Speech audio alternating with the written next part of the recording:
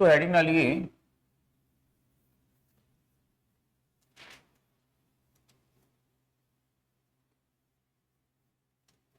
प्रतिरोध श्रेणी क्रम में। ठीक, तो कल ओम का नियम देखे थे, तो उसके आगे कंटिन्यू करते हैं। तो यहां पे आज देखेंगे प्रतिरोध श्रेणी क्रम में। तो जैसे हम उपकरणों को या प्रतिरोध को इस प्रकार से एक के बाद एक करके जोड़ देते हैं, तो उसको हम क्या बोलते हैं, प्रतिरोध श्रेणी क्रम में। तो ये जो प्रतिरोध हैं ये समान मान के हो सकते हैं या फिर असमान मान के हो सकते हैं। तो हम यहाँ पे असमान मान के प्रतिरोध को जोड़ रहे हैं और इसको वोल्टेज दे रहे हैं। तो जब प्रतिरोधों को श्रेणी क्रम में जोड़कर हम वोल्टेज देंगे तो इस परिपथ में क्या प्रवाहित होगी, धारा। तो इस परिपथ में किसका मान समान होता है, तो धारा समान होती है। तो याद रखना है कि धारा का मान समान होगा। यदि यहां से 2 एम्पियर की धारा है तो इन सभी से 2 एम्पियर जाएगी, यदि 4 एम्पियर है तो इन सभी से। तो श्रेणी क्रम में धारा का मान क्या होता है, समान होता है। ठीक है, तो ये आपको यहां पे याद रखना है कि श्रेणी क्रम में धारा का मान समान होगा। आई बात समझ में। दूसरा देखेंगे कि जब धारा प्रवाहित होगी तो वो इन सभी प्रतिरोध में क्या करेगी, वोल्टेज ड्रॉप करेगी। तो यहां पे किस प्रतिरोध में सबसे ज्यादा वोल्टेज ड्रॉप होगा, तो जिसका प्रतिरोध ज्यादा होगा। ठीक है, तो उच्च प्रतिरोध में क्या होगा, उच्च वोल्टेज होगा, उच्च वोल्टेज ड्रॉप होगा। निम्न प्रतिरोध होगा तो निम्न वोल्टेज ड्रॉप होगा। ठीक है, क्योंकि वोल्टेज ड्रॉप का मतलब क्या होता है, तो वोल्टेज ड्रॉप का मतलब होता है I इंटू आर। तो ये वोल्टेज ड्रॉप का मतलब है। तो जिसका प्रतिरोध, धारा सब में समान है, जिसका प्रतिरोध ज्यादा होगा उसमें वोल्टेज ड्रॉप क्या होगा, ज्यादा होगा। ठीक, तो यहां पे देखेंगे कि यदि इन वोल्टेज ड्रॉप की गणना करनी है तो कैसे करेंगे, ओम के नियम से। तो ओम का नियम क्या होता है, V equal to I R. तो V1 का मान क्या होगा, IR1। V2 का मान क्या होगा, IR2। और V3 का मान क्या होगा। तो यदि हमको वोल्टेज ड्रॉप की गणना करनी है तो ओम के नियम से हम निकाल सकते हैं। तो सभी में धारा का मान समान रहेगा, जिसका प्रतिरोध जितना है उससे गुणा कर दो। तो जिसका प्रतिरोध ज्यादा है वो ज्यादा वोल्टेज ड्रॉप करेगा, जिसका प्रतिरोध कम होगा वो कम वोल्टेज ड्रॉप करेगा।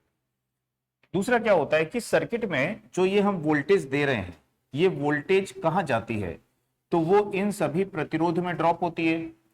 तो परिपथ को दी गई वोल्टेज जो है वो सभी प्रतिरोधों में जो वोल्टेज ड्रॉप होता है इसके योगफल के बराबर होती है।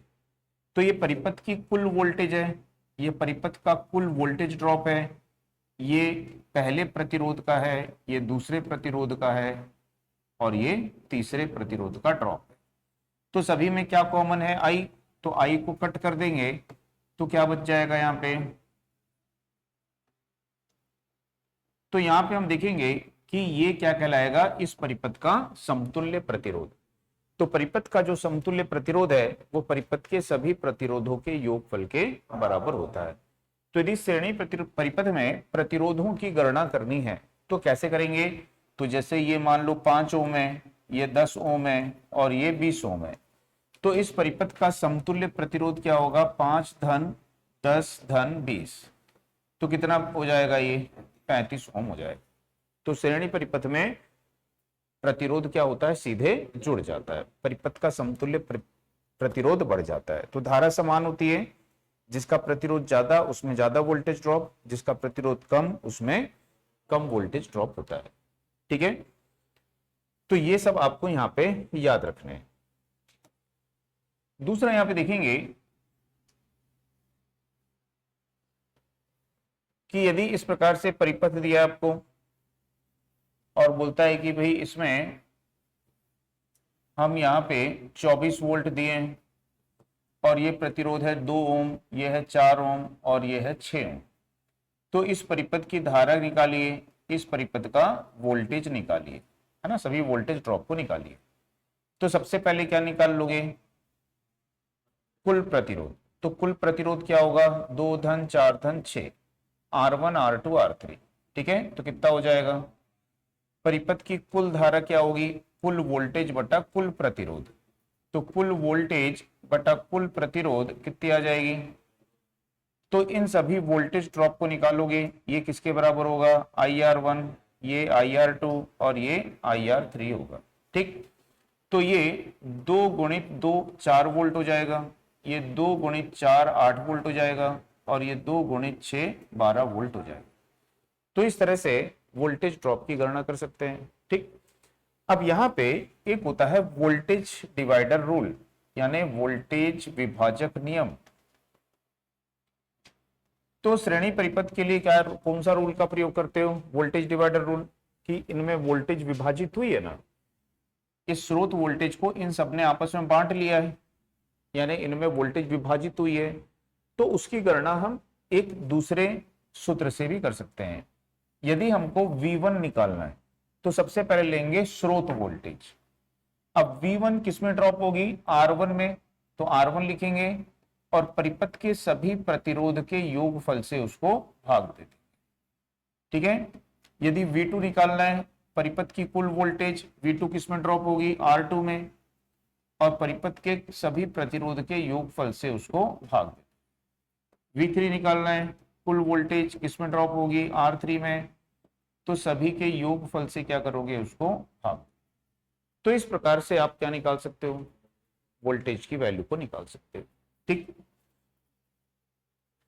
तो इस नियम को भी आपको याद रखना है ना, इस नियम से हम जल्दी से गणना कर सकते हैं, फास्ट। जैसे कि यदि हमको बोलता करंट वरेंट नहीं निकालना था, सीधा हमको वोल्टेज निकालना था, तो हम लिख देते 24, जिसका प्रतिरोध है ना, उसको लिख देते हैं और 12 से भाग दे देते हैं, सभी को जोड़ोगे तो 12 आया है, तो 2 दूनी 4 वोल्ट आ जाता, सीधा हम निकाल लेते हैं। तो समय की जो है वो बचत हो जाती है यहाँ पे। ठीक है, इसी तरह से एक होता है प्रतिरोध। अच्छा, श्रेणी परिपथ जो है इसके दोष क्या होते हैं, तो इसके दोष क्या होते हैं श्रेणी परिपथ के, कि जितने भी उपकरण यूज करेंगे ना, सबकी धारा रेटिंग कैसी होनी चाहिए, अलग अलग धारा रेटिंग के उपकरण यदि यूज करोगे तो वो अपनी क्षमता का पूरा प्रयोग नहीं कर पाएंगे। ठीक है, दूसरा कि परिपथ के अलग अलग भागों में वोल्टेज का मान क्या होता है, अलग अलग होता है। ठीक है, तो जैसे मान लीजिए यहाँ पे हम दे रहे हैं 100 वोल्ट, या मान लो 24 ही, जो 24 दिए हम यहाँ पे 24 वोल्ट दिए हैं, और इस तरह से ये ऐसे प्रतिरोध है, और ये ग्राउंड है, ग्राउंड यानी क्या होता है, ऋणात्मक सिरा, तो ये ग्राउंड हो गया 0 वोल्ट, ये प्रतिरोध हो गया आपका 2 ओम, ये हो गया 4 ओम, और ये हो गया 6 ओम। तो जब हम यहां से चलना चालू करेंगे, ठीक है, तो यहां तक तो आपको कितना मिलेगा, 24 वोल्ट। अब इसको जैसे ही पार करोगे तो 4 वोल्ट ये ड्रॉप कर लिया, तो अब यहां पे क्या मिलेगा, 24 माइनस 4, तो कितना वोल्ट मिलेगा। अब इसने कितना वोल्ट ड्रॉप कर लिया, 8 वोल्ट। तो जैसे ही इसको पार करके यहां आओगे तो जो 20 मिल रहा था उसमें से भी 8 घटा दोगे, तो कितना बचेगा, 12 वोल्ट। तो यहां पे कितना विभवांतर होगा, 12 वोल्ट। तो श्रेणी परिपथ में देखते हैं कि अलग अलग बिंदुओं पर जो वोल्टेज है उसका मान क्या होता है, अलग अलग होता है। दूसरा, सर्किट का कोई भी उपकरण यदि ओपन हो जाएगा, खुल जाएगा, तो पूरा परिपथ क्या होगा, आपका बंद हो जाएगा। तो ये इसके दोष होते हैं। ठीक, तो अब इसके बाद में देखते हैं यहां पे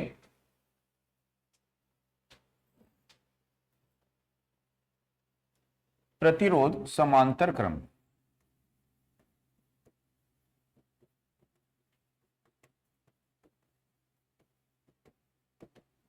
तो हेडिंग डाल लीजिए प्रतिरोध समांतर क्रम।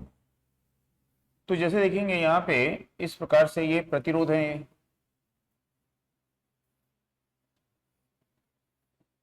और इन प्रतिरोध को R1 है, R2 है, R3 है, हमने क्या किया है, ऐसे समांतर में जोड़ दिया है। तो समांतर का मतलब क्या होता है, प्रतिरोध के एक तरफ के सिरों को एक साथ जोड़ेंगे, दूसरी तरफ के सिरों को भी एक साथ जोड़ देंगे। ठीक है, तो उसको क्या बोलते हैं, समांतर।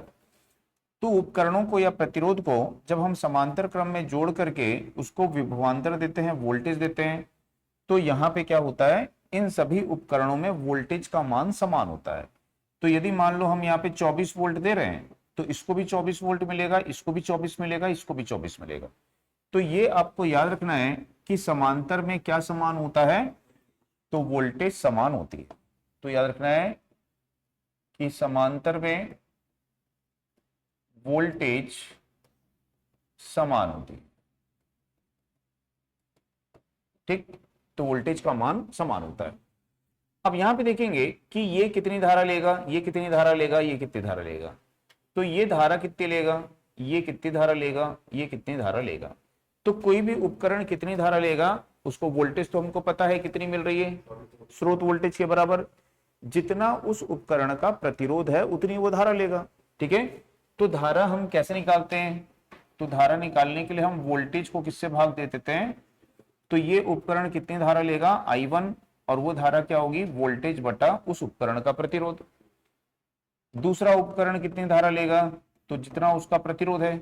तीसरा उपकरण कितनी धारा लेगा, तो जितना उसका प्रतिरोध है। तो जिस उपकरण का जितना प्रतिरोध वो उतनी धारा लेगा। अब ये सभी धाराएं जाएंगी कहां से, तो यहीं से होकर गुजरेंगी वो, तो यहीं से गुजरेंगी। तो ये मुख्य धारा हो गई, और ये मुख्य धारा स्रोत धारा ये किसके बराबर होगी, इन सभी शाखाओं की धारा के योगफल के बराबर होगी। ठीक है, तो हम देखेंगे स्रोत की कुल धारा सभी शाखाओं की धारा का योगफल होती है। तो इसके लिए योगफल होती है तो हम जोड़ देते हैं उसको। ठीक, तो यहां पे यदि हमको परिपथ की कुल धारा निकालनी है, तो परिपथ की कुल धारा, परिपथ की कुल वोल्टेज बटा क्या आएगा, परिपथ का कुल प्रतिरोध, है ना। तो परिपथ की कुल धारा परिपथ की कुल वोल्टेज बटा प्रतिरोध आ जाएगा।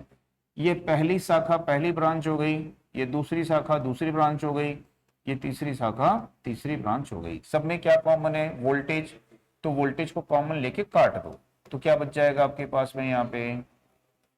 तो इससे क्या समझ में आया कि यदि हमको समांतर में समतुल्य प्रतिरोध की गणना करनी है तो इस सूत्र का प्रयोग करोगे। तो इस सूत्र से जब गणना करके आप निकालोगे तो आपको क्या मिलेगा, समतुल्य प्रतिरोध मिल जाएगा। तो यहां पे समतुल्य प्रतिरोध का मान क्या होता है, घट जाता है। तो याद रखना है कि समांतर में, ठीक है, तो समांतर में समतुल्य प्रतिरोध घटता है।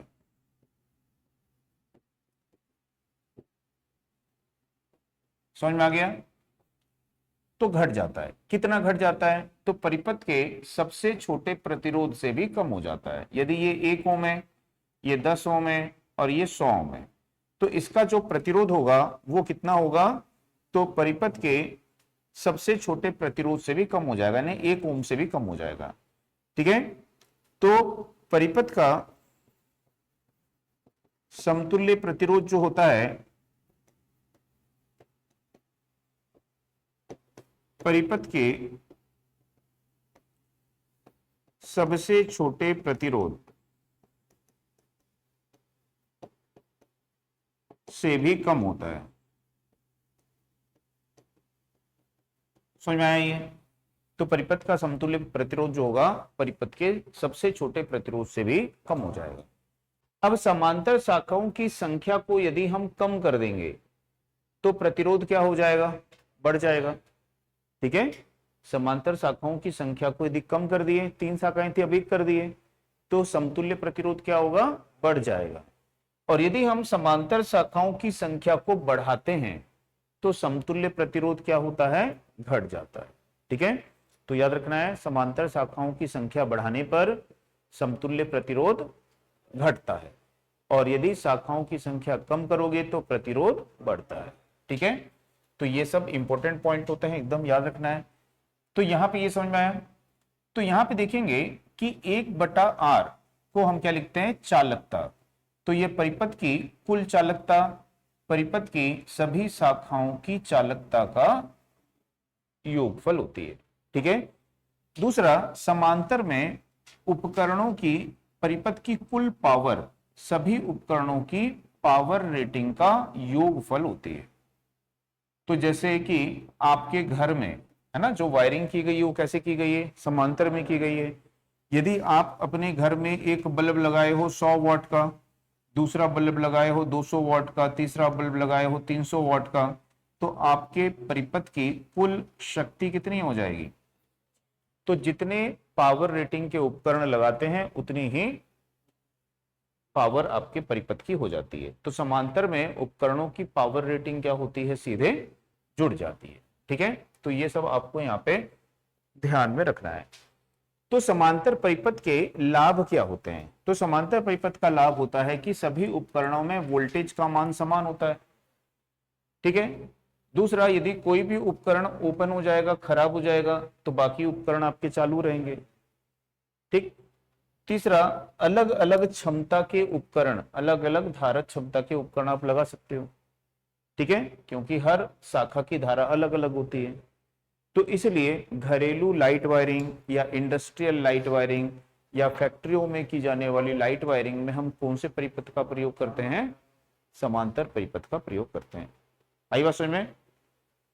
क्या हुआ बताओ? कुछ पूछना तो पूछ लो। जी जो है इसको क्या बोलते हैं? चालकता। इंग्लिश में बोलते हैं कंडक्टेंस। तो चालकता या कंडक्टेंस पढ़े थे ना कल, कि चालकता किसका व्युत्क्रम होती है? प्रतिरोधकता। चालकता को जी से दर्शाते हैं। तो चालकता जो है वो प्रतिरोध का व्युत्क्रम होती है, और इसकी इकाई क्या होती है? तो महो या फिर सीमेंस होती है। तो महो या सीमेंस इसकी होती है। ठीक। और विशिष्ट चालकता की इकाई क्या होती है? महो पर मीटर या फिर सीमेंस प्रति मीटर होती है। ठीक। तो यहां पे देखेंगे कि जो ये समांतर परिपथ है, इस समांतर परिपथ में यदि हमको गणना करनी है तो कैसे गणना करते हैं? तो एक क्वेश्चन इसमें से ऐसा देख लेते हैं छोटा सा।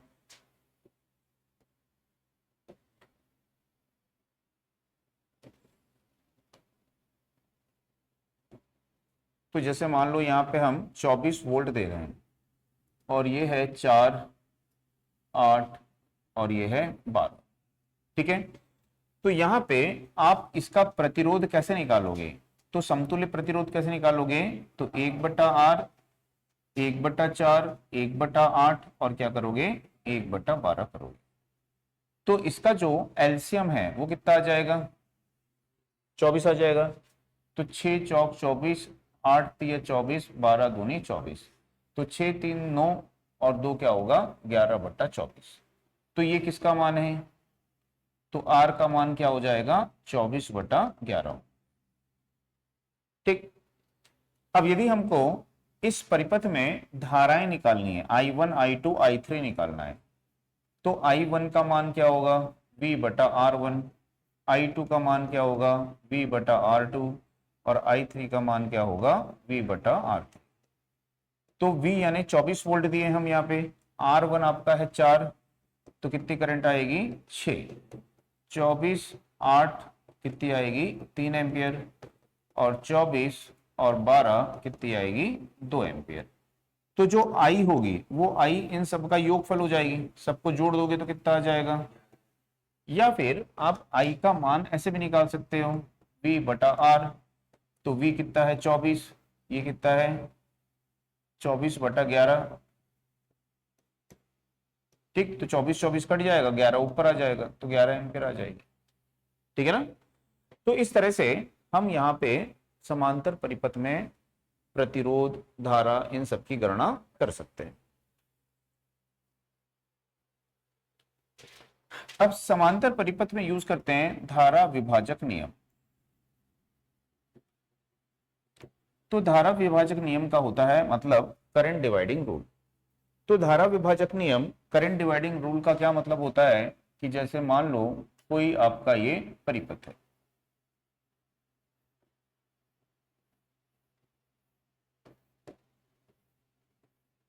दो ही लेते हैं, 3 का भी बता देंगे, पहले 2 ले लेते हैं। तो इस प्रकार से ये 2 प्रतिरोध लगे हैं, यहां से कोई धारा आ रही है आई, और धारा को इन दोनों में क्या होना है? तो उसकी गणना हम कैसे करेंगे? तो यदि हम देखें, इसके पहले हम धारा कैसे निकाले थे? तो हमको वोल्टेज पता थी, तो वोल्टेज को प्रतिरोध से भाग दे दिए थे। लेकिन यहां पे आपको वोल्टेज नहीं पता है, धारा से ही धारा को निकालना है, ठीक है। तो इसके लिए याद रखना है कि यदि आपको I1 निकालना है तो I1 किस में जा रही है, ठीक है, तो उस प्रतिरोध को नहीं लेना है, तो किसको लेना है, दूसरी शाखा का प्रतिरोध, ठीक है। तो क्या लेना है, दूसरी शाखा का प्रतिरोध, और दोनों प्रतिरोध के योगफल से क्या देना है उसको, भाग, ठीक, और मुख्य धारा से इसको गुणा कर देना। तो मेन करंट मुख्य धारा, दूसरी धारा का प्रतिरोध, दोनों के योगफल से, यदि I2 चाहिए तो मुख्य धारा किस में जाएगी, R2 में, दूसरी शाखा का प्रतिरोध और दोनों के योगफल से उसको, तो इस तरह से इसकी गणना यहां पे करनी है, ठीक। तो जैसे मान लो कि यहां पे 16 एम्पियर की या मान लो 12 एम्पियर की धारा आ रही है, ये है यहाँ पे 2 ओम और ये है 4 ओम, तो इसकी गणना करके निकालो। तो सब गणना करके निकालो कितना आता है, आंसर कमेंट करो।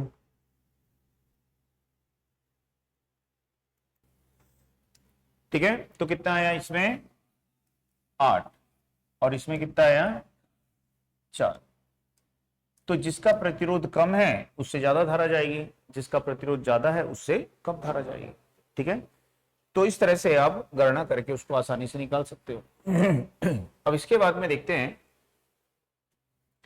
कि इसमें से मैंने जो क्वेश्चंस वगैरह होते हैं ना न्यूमेरिकल्स, वो आपको कराए हैं, है ना, वो न्यूमेरिकल्स आप लोग एक बार देख लेना, है ना, न्यूमेरिकल्स कैसे हैं, तो उसमें से क्वेश्चन आपको यहाँ पे आ सकते हैं।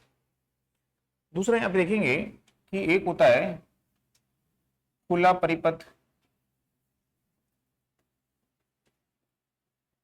खुला परिपथ का मतलब क्या होता है, ओपन सर्किट। तो ओपन सर्किट किसको बोलते हैं, तो जैसे यहां पे देखेंगे कि कोई परिपथ है इस प्रकार से, तो ये है R1 R2 और R3। तो यहां से क्या प्रवाहित हो रही है, धारा। तो यदि मान लीजिए इस परिपथ का कोई भाग खुल जाता है, ये खुल गया, तो यहां पे क्या बोलेंगे, ये खुला परिपथ है, ओपन सर्किट है।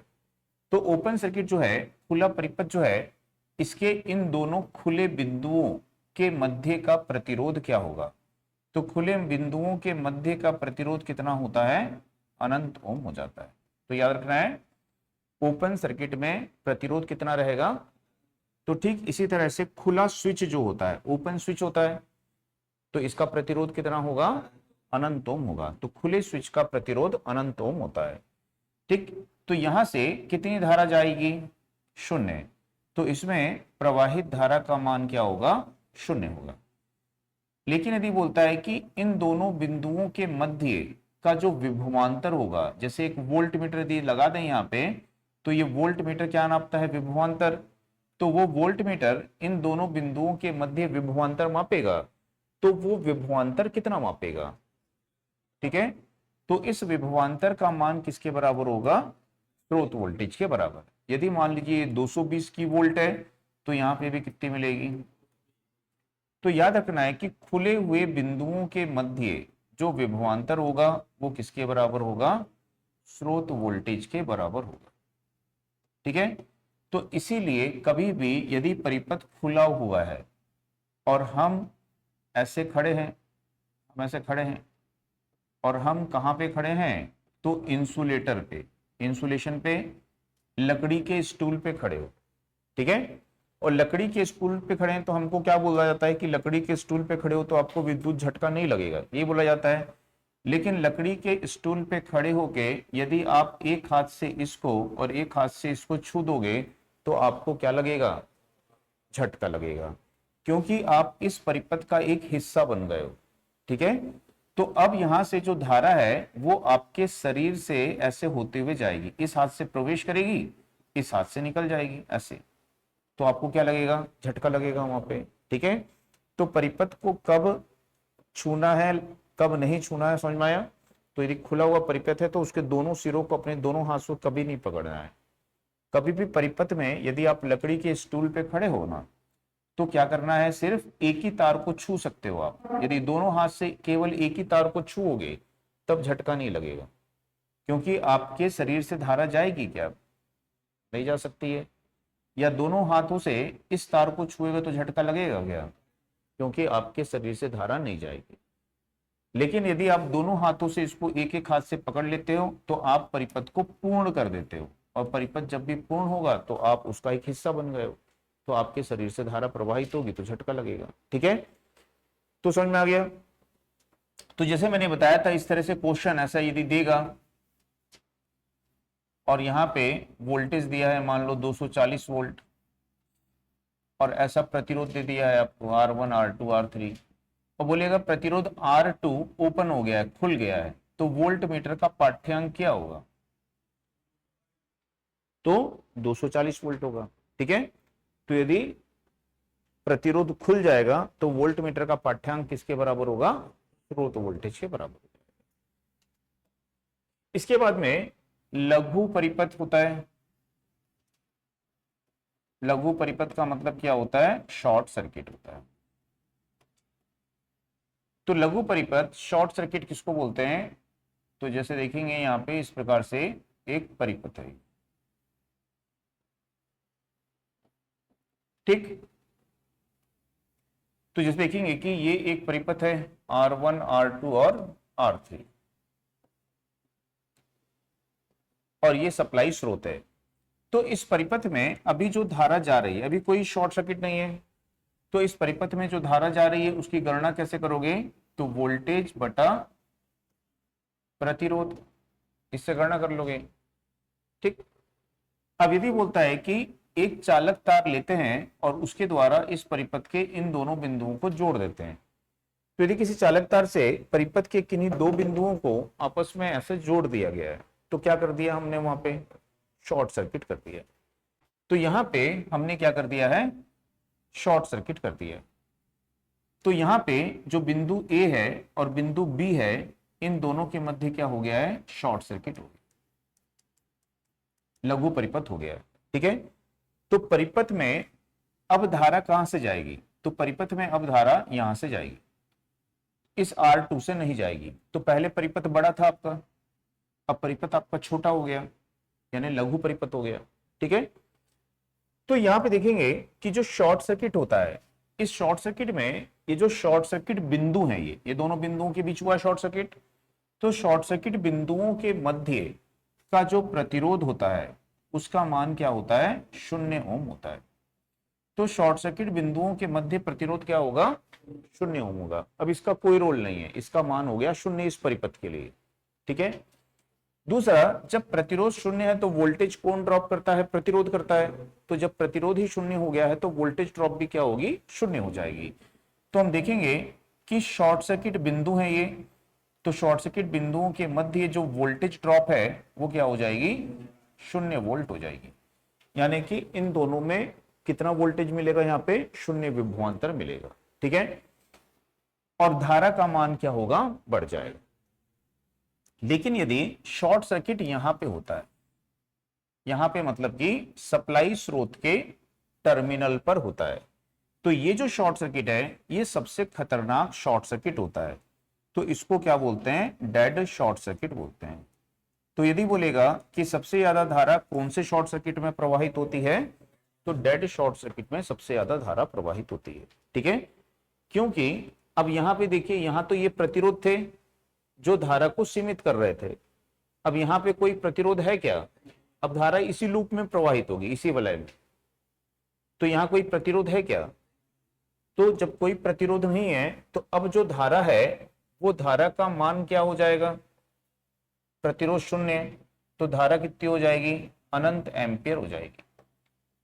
तो यदि शॉर्ट सर्किट सप्लाई स्रोत के समांतर में होता है, यानी उसके टर्मिनल पर होता है, तो वो डॉट शॉर्ट सर्किट सबसे खतरनाक होता है, उसमें धारा का मान अनंत हो जाता है, और उसको क्या बोलते हैं? Dead short circuit. तो पूछता है कि किस प्रकार के लघु परिपथ में शॉर्ट सर्किट में सबसे ज्यादा धारा प्रवाहित होती है? तो डेड शॉर्ट सर्किट में। तो इतनी ज्यादा मात्रा में धारा प्रवाहित होगी कि जो वायर है वो लाल शुर्क हो जाएगा, उसमें आग लग जाएगी, आसपास भी आग लग जाएगी। ठीक है, तो इसी से सुरक्षा के लिए हम क्या जोड़ते हैं? यहाँ पे फ्यूज। तो इससे सुरक्षा के लिए हम जोड़ देते हैं फ्यूज, कि यदि शॉर्ट सर्किट होगा तो ये फ्यूज गल के टूट जाएगा, तो जैसे ये गल के टूटेगा तो धारा क्या हो जाएगी, फिर शून्य हो जाएगी। आई बात समझ में? तो शॉर्ट सर्किट बिंदुओं के मध्य का प्रतिरोध शून्य, वोल्टेज ड्रॉप शून्य, और डेड शॉर्ट सर्किट में धारा का मान क्या होता है, अनंत होता है, और बाकी शॉर्ट सर्किट में धारा क्या होती है, बढ़ जाती है। लेकिन यदि जो है शॉर्ट सर्किट समांतर में होता है, जैसे हमारे घर में तो सभी उपकरण समांतर में लगे हैं, बल्ब है, फैन है, ट्यूबलाइट है, सभी समांतर में लगे हैं, है ना। और आपके घर में कितनी सप्लाई आ रही है, 230 वोल्ट, तो इन सभी उपकरणों को सप्लाई मिल रही है। तो हम क्या लगाते हैं, फेज वायर में ऐसा फ्यूज को लगा देते हैं या एमसीबी को लगा देते हैं। तो यहाँ पे कहीं पे भी शॉर्ट सर्किट होगा, जैसे यहाँ शॉर्ट सर्किट हुआ ना, डेड शॉर्ट सर्किट, धारा सीधे ऐसे जाएगी, ठीक है, बाकी सब बंद हो जाएंगी। तो कितनी धारा प्रवाहित होगी, अनंत, तो फ्यूज उड़ जाएगा। यहाँ पे शॉर्ट सर्किट होगा तो भी डेड शॉर्ट सर्किट। तो समांतर में किसी भी उपकरण के पैरेलल में समांतर में यदि शॉर्ट सर्किट होता है तो वो कैसा शॉर्ट सर्किट होता है, डेड शॉर्ट सर्किट। तो इसका हमको फायदा मिलता है कि कहीं पे भी शॉर्ट सर्किट हुआ तो फ्यूज तुरंत उड़ जाएगा, तो हमको एक ही फ्यूज से काम चल जाता है, हमको अलग अलग उपकरण के लिए अलग अलग फ्यूज की आवश्यकता नहीं होती है। आई बात समझ में? तो शॉर्ट सर्किट में यदि आपको क्वेश्चन दिया मान लो इस प्रकार से,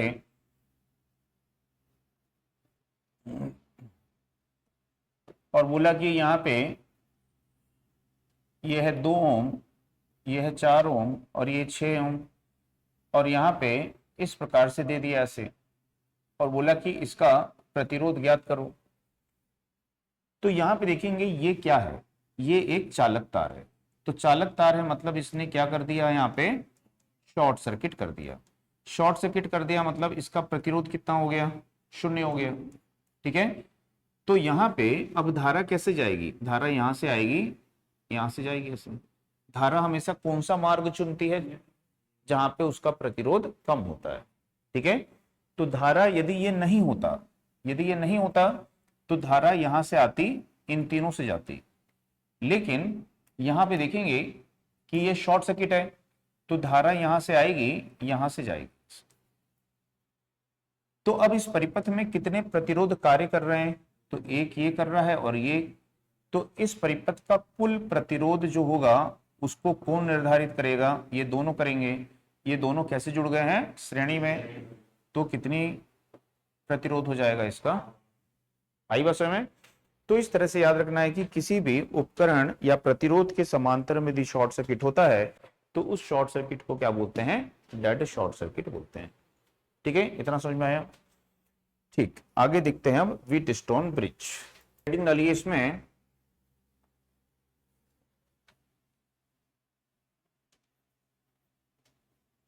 व्हीटस्टोन ब्रिज, यानी कि व्हीटस्टोन सेतु।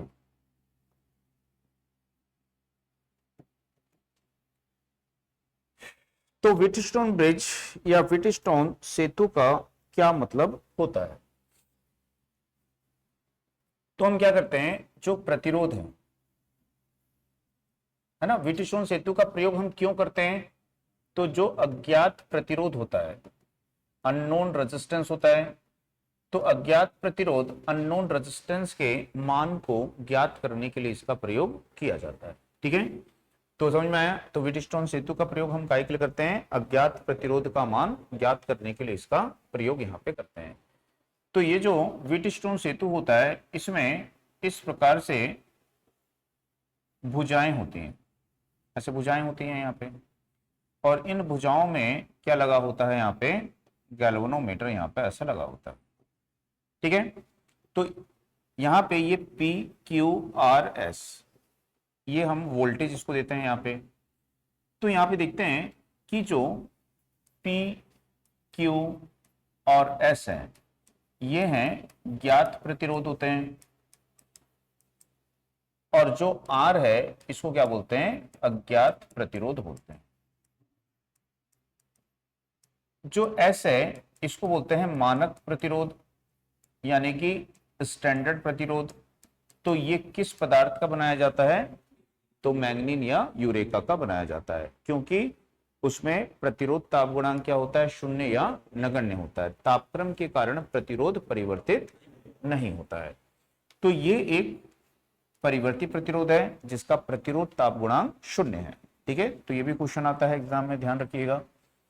तो हम क्या करते हैं, ये अज्ञात प्रतिरोध को जोड़ दिए। ठीक है, तो जब जोड़ के इसको सप्लाई देते हैं तो यहां से क्या प्रवाहित होती है, धारा।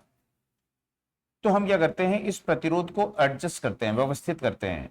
तब तक व्यवस्थित करते हैं जब तक कि धारा क्या दिखाई देगी, शून्य। तो जब गैल्वेनोमीटर की धारा शून्य दिखाई देती है, इसका मतलब है कि हमारा सेतु संतुलन की स्थिति में है। ठीक, तो संतुलन की स्थिति कब आती है, तो संतुलन की स्थिति, सेतु संतुलन की स्थिति में कब आता है, तो संतुलन की स्थिति में कब आता है, जब गैल्वेनोमीटर की धारा कितनी होती है, शून्य। तो जब गैल्वेनोमीटर शून्य दर्शाता है तो हमारा सेतु संतुलन की स्थिति में आ जाता है। इस स्थिति में जो सम्मुख भुजाएं होती हैं, इनके प्रतिरोधों का गुणनफल बराबर होता है। तो P के सम्मुख भुजा है S, इन दोनों का गुणनफल, Q के सम्मुख भुजा है R, तो इन दोनों का गुणनफल। तो इन प्रतिरोधों का गुणनफल क्या होता है, आपस में बराबर होता है। तो यहां से आप किसके मान को निकाल सकते हो, अज्ञात प्रतिरोध के। तो P गुणित S बटा क्या होता है, Q। तो इससे आप अज्ञात प्रतिरोध के मान की गणना कर सकते हो। आई बात समझ में। तो इस तरह से इस व्हीटस्टोन सेतु का प्रयोग हम करते हैं अज्ञात प्रतिरोध के मान को ज्ञात करने के लिए। और ये किस प्रतिरोध के मान की गणना के लिए किया जाता है, तो मध्यम प्रतिरोध, जहां पे प्रतिरोध का मान क्या होता है, मध्यम होता है। तो मध्यम प्रतिरोध के गणना के लिए इसका प्रयोग करते हैं। उच्च मान के प्रतिरोध की गणना के लिए इसका प्रयोग नहीं करते हैं। ठीक है, ना ही निम्न मान के प्रतिरोध की गणना के लिए इसका प्रयोग नहीं करते। ठीक है, अब इसी से संबंधित क्वेश्चन मैंने आपको कराए हैं कॉपी में, सबके पास है, तो वो क्वेश्चन आप एक बार रिवाइज कर लेना, है ना।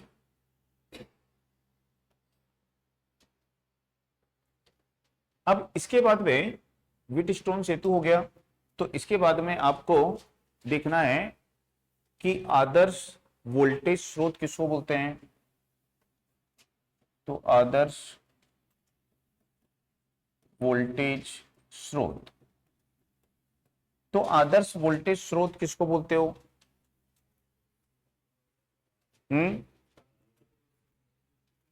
तो आदर्श वोल्टेज स्रोत का मतलब होता है कि जैसे कोई भी वोल्टेज स्रोत है, कोई भी, चाहे बैटरी हो, चाहे, है ना, वोल्टेज स्रोत कौन है, तो जैसे हमारी बैटरी है वो वोल्टेज स्रोत है, जैसे हमारा जनरेटर है वो वोल्टेज स्रोत है।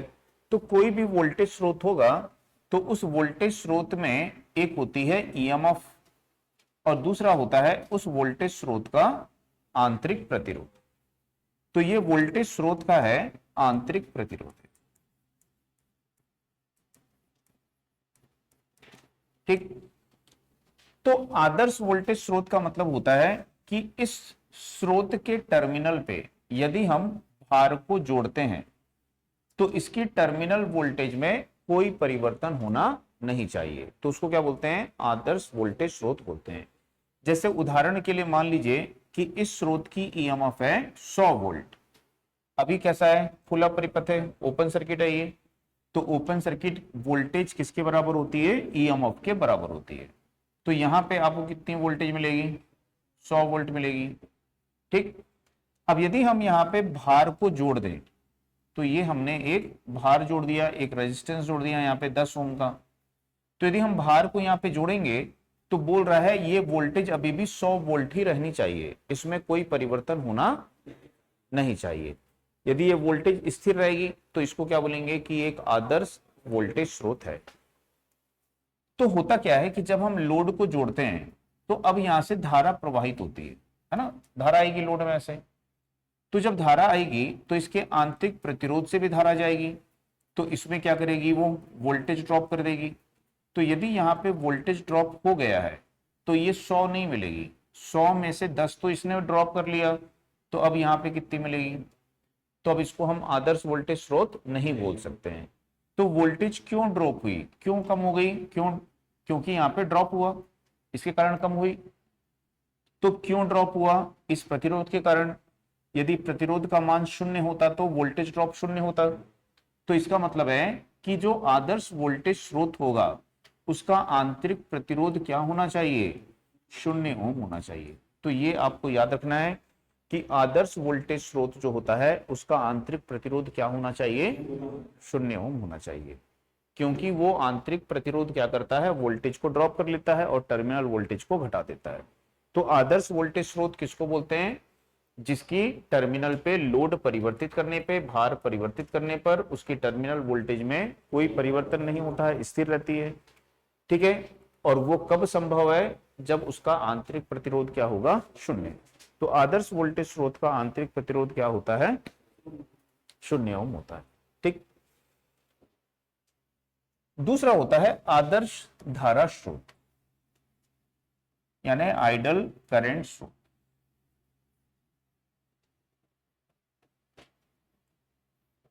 तो आदर्श धारा स्रोत जो है, ये धारा स्रोत कहां पे होते हैं, तो ये धारा स्रोत जो हैं इलेक्ट्रॉनिक परिपथ में होते हैं, है ना, हमारे विद्युत परिपथ में, इलेक्ट्रिक सर्किट में नहीं होते हैं, इलेक्ट्रॉनिक सर्किट में होते हैं ये। तो ये जो धारा स्रोत है, इस धारा स्रोत की करंट है मान लो ये। तो धारा स्रोत का आंतरिक प्रतिरोध कैसे जुड़ा होता है, तो धारा स्रोत के समांतर में जुड़ा होता है। तो ये धारा स्रोत का क्या है, आंतरिक प्रतिरोध है। ठीक। तो ये बोलता है कि यदि इस धारा स्रोत के समांतर में इसके टर्मिनल पर हमने किसको जोड़ा है, भार को, तो यहां से क्या प्रवाहित होगी, भार धारा। तो यदि हम इस लोड को बढ़ाएं या घटाएं, कुछ भी करें, ये धारा परिवर्तित होनी नहीं चाहिए। तो होता क्या है कि यदि मान लो यहां से आ रही है 10 एम्पियर की धारा, बराबर है, 10 एम्पियर की धारा आ रही, अब यदि यहां पे चले गई 2 एम्पियर की धारा, तो यहां पे कितनी आ जाएगी, 8 एम्पियर। अब यदि हम लोड को बढ़ाएंगे तो ये धारा क्या होगी, घट जाएगी। तो ये धारा घट जाएगी, ठीक, क्योंकि ये धारा क्या होगी, बढ़ जाएगी। समझ में आया? यदि हम लोड को कम करेंगे तो ये धारा बढ़ जाएगी, ये धारा क्या होगी। तो ऐसा चलता रहेगा, क्योंकि इस लोड को परिवर्तित करने पर ये जो प्रतिरोध है, इसका आंतरिक प्रतिरोध जो है, इसमें धारा परिवर्तित हो जाती है, तो लोड की धारा परिवर्तित हो जाती है। यदि ये आंतरिक प्रतिरोध ना हो, ये आंतरिक प्रतिरोध यहां पे ना हो, ना हो मतलब इसका प्रतिरोध क्या हो गया, फिर अनंत, खुल गया ना ये। तो खुले परिपथ का प्रतिरोध कितना होता है, अनंत होता है। तो यदि इसका प्रतिरोध हो गया अनंत, तो अनंतों में तो कोई धारा जाएगी क्या, तो ये पूरी 10 एम्पियर धारा कहां से जाएगी। अब लोड को बढ़ाओ घटाओ कुछ भी करो, इसकी धारा परिवर्तित हो गई क्या, नहीं होगी। तो अब क्या बोलेंगे इसको, कि एक आदर्श स्थिर धारा स्रोत है। तो आदर्श स्थिर धारा स्रोत का आंतरिक प्रतिरोध कितना होना चाहिए, समझ में आया। तो ये आपको ध्यान रखना है कि आदर्श धारा स्रोत किसको बोलते हैं, जिसके टर्मिनल पर लोड परिवर्तित करने पर उसकी धारा में कोई परिवर्तन नहीं होता है। और वो कब संभव है, तो जब उसका आंतरिक प्रतिरोध क्या होगा, अनंत ओम होगा। ठीक है। और धारा स्रोत का आंतरिक प्रतिरोध समांतर में जुड़ा होता है और वोल्टेज स्रोत का आंतरिक प्रतिरोध श्रेणी में जुड़ा होता है। ठीक। तो ये चीजें आपको यहां पे ध्यान में रखनी है।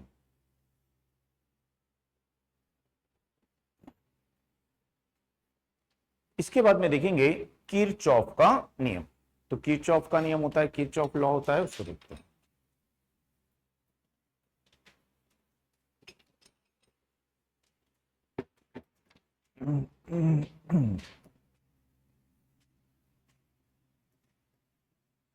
किरचॉफ का नियम। तो किरचॉफ का नियम जो है, इसको हम कहां यूज कर सकते हैं, रेखीय व अरेखीय दोनों परिपथ में इसका प्रयोग कर सकते हैं।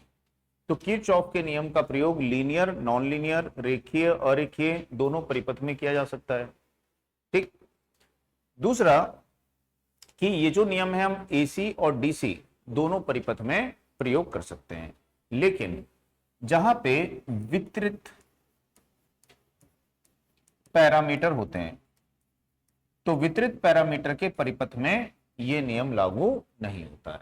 ठीक है, तो रेखीय अरेखीय दोनों में कर सकते हो, एसी डीसी दोनों परिपथ में कर सकते हो। ठीक है, लेकिन वितरित पैरामीटर के परिपथ में ये नियम लागू नहीं होता है। अब ये जो किरचॉफ के नियम होते हैं, दो नियम होते हैं। तो किरचॉफ का जो प्रथम नियम होता है उसको बोलते हैं किरचॉफ का धारा नियम। इसको इंग्लिश में बोलते हैं किरचॉफ्स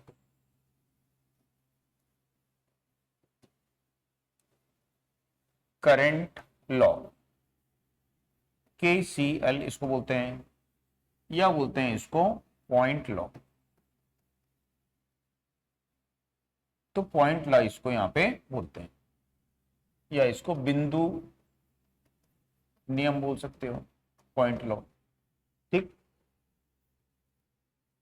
तो ये जो KCL है ये किस सिद्धांत पर आधारित है? तो ये जो है आवेश संरक्षण के सिद्धांत पर आधारित है। तो किरचॉफ का जो प्रथम नियम है KCL किस सिद्धांत पर आधारित है? ये आवेश के संरक्षण के सिद्धांत पर आधारित है। तो ये नियम क्या बताता है हमको कि आवेश जो है वो संरक्षित होते हैं, उनको ना तो हम उत्पन्न कर सकते हैं और ना ही उनको नष्ट कर सकते हैं। ठीक है, आवेश संरक्षित होते हैं, तो ये आपको याद रखना है। तो ये नियम होता क्या है? तो जैसे यहां पे देखेंगे कि कोई ऐसा परिपथ है, तो इस परिपथ में क्या होता है, इसका एक बिंदु होता है, एक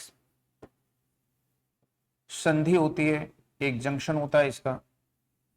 तो यहां पे ये जो दिख रहा है पॉइंट, इसको क्या बोलते हैं हम कि ये इसका बिंदु है, पॉइंट है, या इसको क्या बोलते हैं, इसकी संधि, इंग्लिश में बोलते हैं इसको जंक्शन, या पॉइंट इसको बोलते हैं। ठीक है, तो संधि किसको बोलते हैं, जंक्शन किसको बोलते हैं? तो परिपथ का ऐसा बिंदु जिसपे 3 या अधिक तत्व आके जुड़े हुए। तो यहाँ पे कितने तत्व जुड़े हैं, 1 2 3, तो उसको क्या बोलेंगे, जंक्शन या संधि बोलेंगे। तो किरचॉफ ने बताया कि परिपथ के किसी जंक्शन पर, किसी संधि पर जितनी धारा आती है उससे उतनी धारा जाती भी है। तो यहां से जैसे धारा आ रही है I, और यहां से जा रही है I1 और I2, तो इस बिंदु पर आने वाली धारा किसके बराबर होगी, बिंदु से जाने वाली धारा के बराबर होगी। या बोलेंगे इस बिंदु पर 3 करंट मिल रही हैं। कौन कौन सी करंट मिल रही हैं? तो एक मिल रही है I, दूसरी मिल रही है यहाँ पे I1, और तीसरी मिल रही है यहाँ पे I2। तो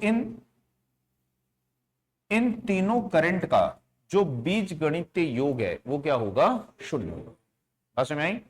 तो किरचॉफ ने बताया कि संधि पर जो आने वाली धारा है वो उस संधि से जाने वाली धारा के बराबर होती है। तो यदि आने वाली धारा है I, तो बराबर होगा जाने वाली धारा। ठीक, तो यदि हम इसको पक्षांतर करेंगे तो चिन्ह क्या हो जाएगा, बदल जाएगा, माइनस आ जाएगा। लेकिन हम तीनों धाराओं को क्या करेंगे, जोड़ेंगे। तो तीनों धाराओं का बीजगणितीय योग इसको बोलते हैं, एल्जेब्रिक सम। बीजगणितीय योग जब लिया जाता है तो चिन्ह का ध्यान रखा जाता है। ठीक है, तो यदि कैसे रखते हैं, आने वाली धारा को धनात्मक लेंगे तो जाने वाली धारा को ऋणात्मक लेंगे, तो तीनों को जोड़ेंगे तो इन तीनों का जो योगफल है, ये सिग्मा क्या बताता है, योगफल, कि तीनों धाराओं का जो योगफल है वो क्या होगा, 0 होगा। यही किरचॉफ के धारा का नियम होता है। ठीक, तो इसी के आधार पर क्वेश्चन आते हैं कि जैसे मान लो आपको ऐसा एक बिंदु दे दिया और ऐसा बहुत सारी ऐसी लाइन आपको दर्शा दिया, तो ये किसके बारे में जानकारी चाह रहा है कि ये 2 एम्पियर है, मान लो ये 4 एम्पियर है, ये 3 एम्पियर है, बोलेगा I का मान ज्ञात करो, ये यहाँ पे 5 एम्पियर। ठीक है, तो हम देखेंगे आने वाली धारा कौन है, 2, आने वाली धारा कौन है, 3, आने वाली धारा कौन है, 5, तो जाने वाली धारा कौन है, 4 और I, तो ये कितना होगा, 5 3 8 2 10, 4 को इधर पक्षांतर कर देंगे तो कितना हो जाएगा इसका मान, 6 एम्पियर, है ना। इसी तरह से और भी क्वेश्चन मैंने कराए हैं आपको क्लास में, तो वो सारे क्वेश्चन आपको ध्यान में रखने हैं, ठीक है। न्यूमेरिकल्स आप लोग करना, क्योंकि न्यूमेरिकल में जो आपका एमसीक्यू करा रहा हूं उसमें न्यूमेरिकल्स कवर हो जा रहे हैं ना, और यदि न्यूमेरिकल भी कराऊंगा तो फिर बहुत समय लगेगा, वहां पे संभव नहीं हो पाएगा, है। तो एमसीक्यू में भी काफी न्यूमेरिकल्स कवर हो जाएंगे आपके, है ना। तो इतना समझ में आया इसमें। दूसरा जो नियम होता है उसको क्या बोलते हैं, किरचॉफ वोल्टेज नियम।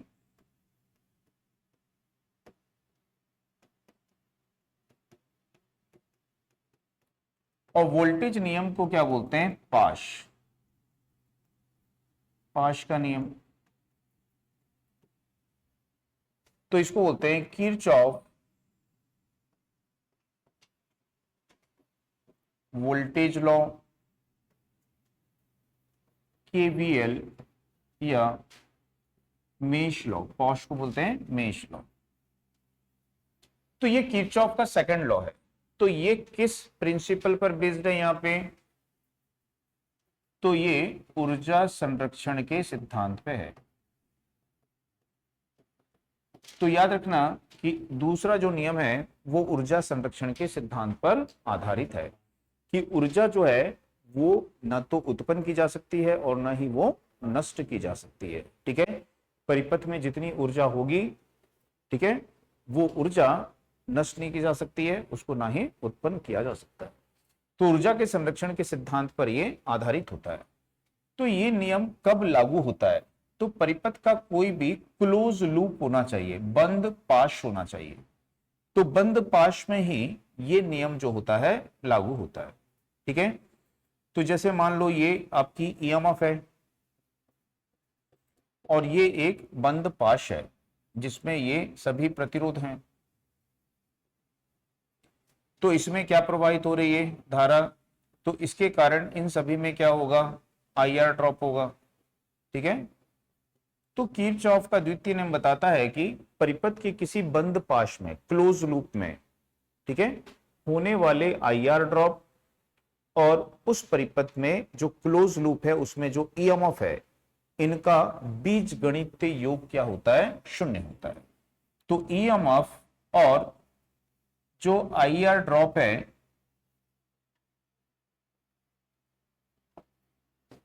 बीजगणितीय योग और जो आईआर ड्रॉप है,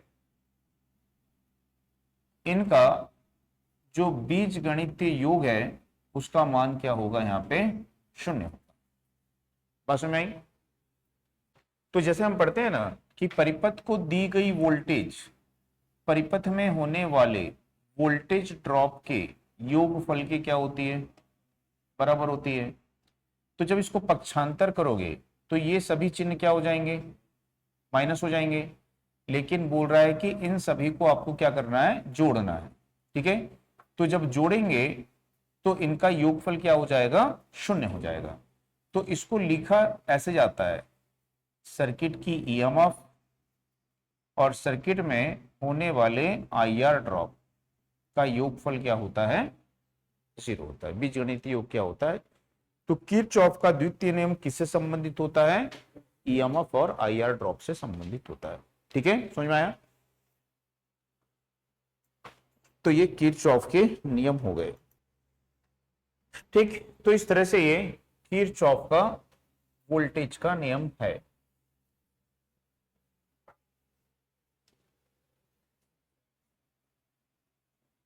इसके बाद में देखेंगे जो विद्युत परिपथ होते हैं ना, इनके लिए कुछ टर्म्स हैं, उन टर्म को यहां पे देखते हैं।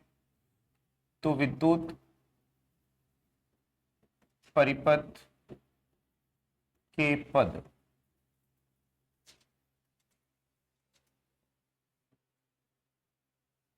तो एक होता है उसको बोलते हैं पैरामीटर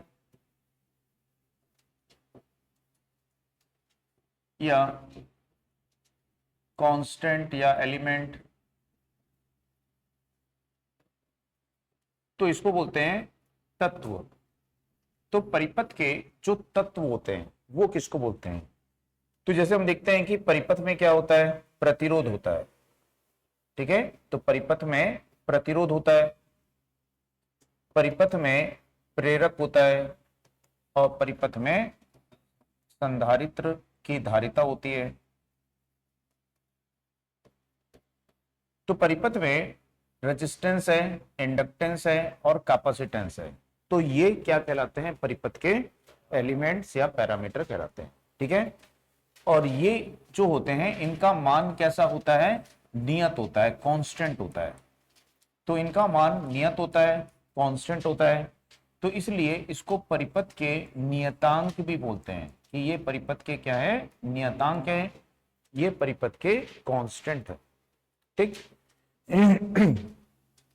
दूसरा होता है यहां पे कि ये जो परिपथ में नियतांक है ये कैसे होते हैं, तो ये यूनिलैटरल हो सकते हैं, बाइलैटरल हो सकते हैं, ठीक है, ये लीनियर होते हैं और ये क्या हो सकते हैं, नॉन लीनियर हो सकते हैं। तो पहले देखते हैं कि लीनियर सर्किट किसको बोलते हैं, ठीक है, यानी कि रेखीय परिपथ किसको बोलते हैं। तो ऐसा परिपथ जिसके पैरामीटर, ये पैरामीटर हैं, तो ऐसा परिपथ जिनके पैरामीटर वोल्टेज और करंट पर निर्भर नहीं करते हैं, ठीक है। वोल्टेज या करंट का मान यदि परिवर्तित होता है तो परिपथ के पैरामीटर में कोई परिवर्तन नहीं होगा, तो उस परिपथ को क्या बोलेंगे, रेखीय परिपथ। और इस रेखीय परिपथ में कौन सा नियम लागू होता है, तो ओम का नियम इसमें लागू होता है। तो रेखीय परिपथ में ओम का नियम लागू होता है, ठीक। दूसरे होते हैं नॉन लीनियर सर्किट, यानी कि अरेखीय परिपथ।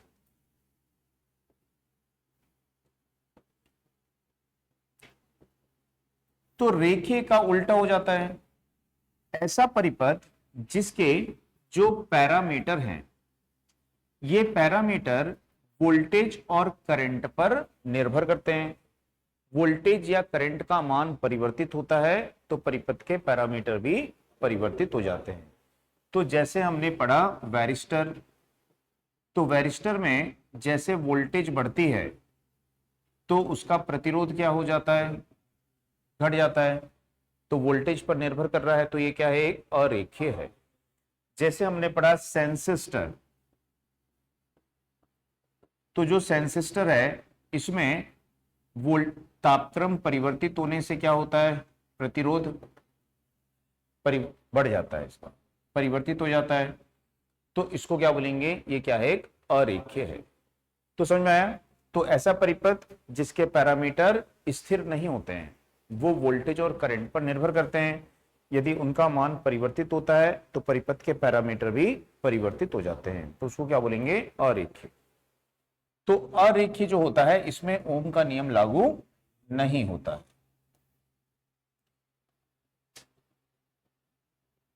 एक होता है बाइलैटरल। तो बाइलैटरल का मतलब होता है द्विपक्षीय, ठीक है। तो बाइलैटरल सर्किट यानी कि द्विपक्षीय परिपथ। तो ऐसा परिपथ जिसके गुण व अभिलक्षण यानी कि प्रॉपर्टी और कैरेक्टरिस्टिक्स वोल्टेज या करंट के प्रवाह की दिशा पर निर्भर नहीं करते हैं, ठीक है। तो जैसे हम देखेंगे कि वोल्टेज यदि हम इस प्रकार की दे रहे हैं या वोल्टेज की ध्रुवता को हमने बदल दिया या इसमें धारा इस दिशा में जा रही है या धारा की दिशा को बदल दिया, तो इस परिपथ के गुण और अभिलक्षण में कोई परिवर्तन नहीं आता है, यानी कि इसके गुण और अभिलक्षण दोनों दिशाओं में कैसे होते हैं, समान होते हैं। तो उसको क्या बोलते हैं, बाइलैटरल। तो बाई का मतलब क्या होता है, द्विपक्षीय, दोनों पक्षों में जिसके गुण और अभिलक्षण समान होंगे उसको क्या बोलेंगे, बाइलैटरल बोलेंगे। तो जैसे कि हमारी ट्रांसमिशन लाइन होती है, संचरण लाइन होती है, तो वो कैसा परिपथ है, एक बाइलैटरल परिपथ है, ठीक है। इसके अलावा कुछ युक्तियां होती हैं, जैसे कि ट्रायक होता है, टायक होता है, तो ये है ना अर्धचालक युक्तियां हैं, और ये भी कैसी होती हैं, बाइलेटरल होती हैं।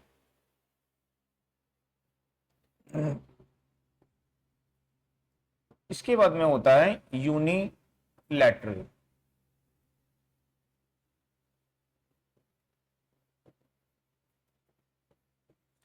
यूनि का मतलब होता है एक, लैटरल का मतलब होता है पक्षीय, एक पक्षीय इसको बोलेंगे। तो इसका मतलब है कि इसके जो गुण और अभिलक्षण हैं, ठीक है, इस परिपथ के जो गुण और अभिलक्षण हैं वो एक पक्ष में तो अलग होते हैं और दूसरे पक्ष में क्या होते हैं, अलग होते हैं। यानी कि इस परिपथ के गुण और अभिलक्षण वोल्टेज और करंट पे की दिशा पर निर्भर करते हैं, ठीक है। तो जैसे हम देखते हैं डायोड, तो डायोड को यदि हम यहाँ पे धन दे रहे हैं या ऋण दे रहे हैं, तो ये क्या है, एक बंद परिपथ है और ये धारा को प्रवाहित करेगा। यदि इस डायोड को हम यहाँ पे ऋण दे देते हैं और यहाँ पे धन दे देते हैं, तो ये क्या होता है, खुला परिपथ हो जाता है और ये धारा प्रवाहित। तो ध्रुवता परिवर्तित होने पर इसके गुण क्या हो गए, बदल गए, इसके अभिलक्षण क्या हो गए, बदल गए। तो ऐसा परिपथ जो एक दिशा में अलग व्यवहार करता है, दूसरी दिशा में अलग व्यवहार करता है, उसको क्या बोलेंगे, यूनिलैटरल। तो समझ में आ गया। तो ऐसा परिपथ जिसके गुण और अभिलक्षण वोल्टेज और करंट के प्रवाह की दिशा पर निर्भर करते हैं, दिशा परिवर्तित होने पर उसके गुण और अभिलक्षण भी परिवर्तित हो जाते हैं, तो उसको क्या बोलेंगे, यूनिलैटरल। तो जैसे आपकी जो अर्धचालक युक्ति है, डायोड होता है, एससीआर है, थैरिस्टर है, तो ये सभी कैसी युक्तियां होती हैं, ट्रांजिस्टर है, बीजेटी, वो सभी यूनिलैटरल युक्तियां हैं, एक पक्ष में अलग, दूसरे पक्ष में अलग व्यवहार करती है।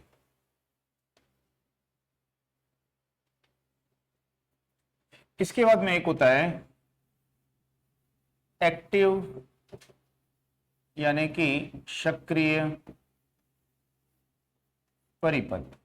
एक्टिव परिपथ, सक्रिय परिपथ किसको बोलते हैं, तो जिस परिपथ में एक या अधिक ईएमएफ का स्रोत हो सकता है या धारा का स्रोत हो सकता है, जिसके कारण वो लगातार परिपथ को शक्ति दे सकता है, तो उसको क्या बोलेंगे, एक्टिव।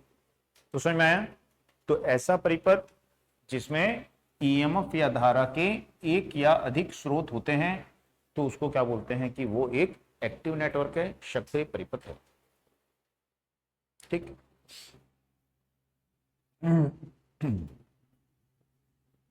उसके बाद में होता है निष्क्रिय। निष्क्रिय को क्या बोलोगे, पैसिव।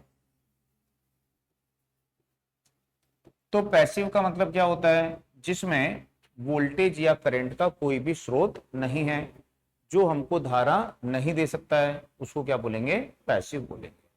तो जैसे हमारी संचरण लाइन जो है, ट्रांसमिशन लाइन जो है, वो कैसा नेटवर्क है, एक पैसिव नेटवर्क है, ठीक है। तो ट्रांसमिशन लाइन में, संचरण लाइन में कोई भी ईएमएफ का स्रोत नहीं होता है। ईएमएफ का स्रोत कहां होता है, जनरेटिंग स्टेशन पे होता है, ठीक।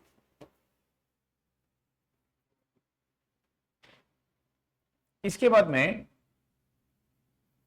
जो नोड है, नोड किसको बोलते हैं, तो परिपथ का ऐसा बिंदु, जैसे कोई ऐसा परिपथ है, तो परिपथ का ऐसा बिंदु जिस पे दो या अधिक एलिमेंट जुड़े होते हैं। तो यहां पे कितने तत्व जुड़े हैं, 3, तो ये नोड है।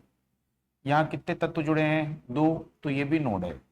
यहां कितने तत्व जुड़े हैं, ये भी नोड है, ये भी नोड है। तो परिपथ का ऐसा बिंदु जिस पर कितने तत्व जुड़े होते हैं, 2 या अधिक, ये भी नोड है, ठीक है। ये नोड नहीं है क्योंकि यहां कोई एलिमेंट नहीं है, ठीक है। तो यहां पे सिर्फ एक ही ये नोड यहां पे बनेगा, यहां पे नोड नहीं बनेगा। तो यहां पे रेजिस्टेंस है, इसलिए ये दोनों जुड़े हैं, तो ये नोड बन जाएगा, ठीक है। तो समझ में आया। तो परिपथ का ऐसा बिंदु जिस पर 2 या अधिक एलिमेंट जुड़े होते हैं, उसको क्या बोलते हैं, नोड। जंक्शन यानी क्या होता है, संधि। तो जंक्शन या संधि किसको बोलते हैं, तो परिपथ का ऐसा बिंदु जिस पर 3 या अधिक तत्व जुड़े होते हैं तो उसको क्या बोलते हैं, संधि, जंक्शन बोलते हैं।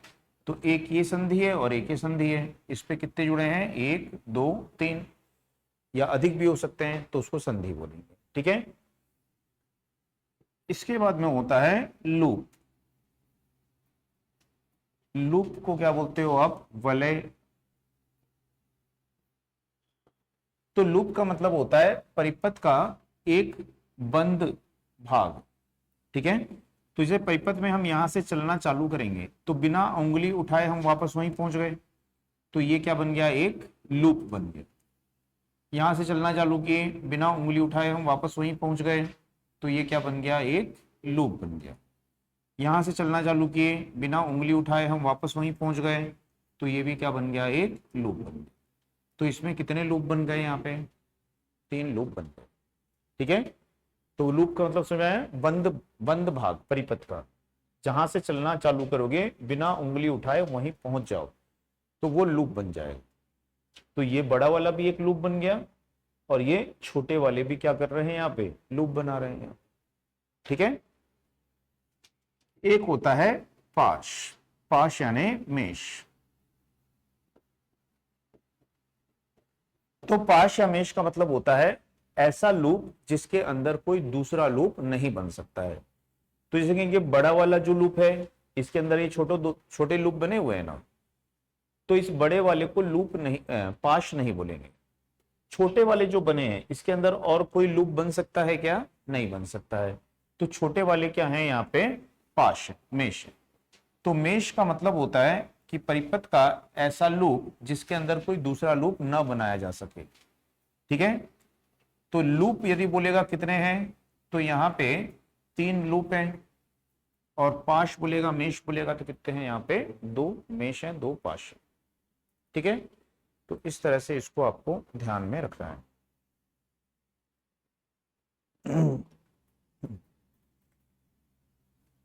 अब यदि हम यहां पे ये प्रतिरोध नहीं लगाते, ये प्रतिरोध हम नहीं लगाते यहां पे, तो यहां पे कितने नोड बनते यदि बोलता, तो यहां पे कितने नोड बनते, केवल एक नोड बनता। ये वाला तत्व भी यहां जुड़ा है, ये भी यहां जुड़ा हुआ है और ये भी यहां जुड़ा है, तो कितना नोड बनेगा यहां पे, ये नोड नहीं कहलाएगा, ये भी नोड। आई बात समझ में? तो इस तरह से आपको ध्यान रखना है। तो इतना समझ में आया सबको? ठीक है, तो इतना समझ में आया। अब यहां पे देखते हैं कि स्टार से डेल्टा में परिवर्तन। तो हम डेल्टा से स्टार में परिवर्तन कर सकते हैं और स्टार से डेल्टा में परिवर्तन कर सकते हैं। तो कैसे करेंगे? तो जैसे देखिए,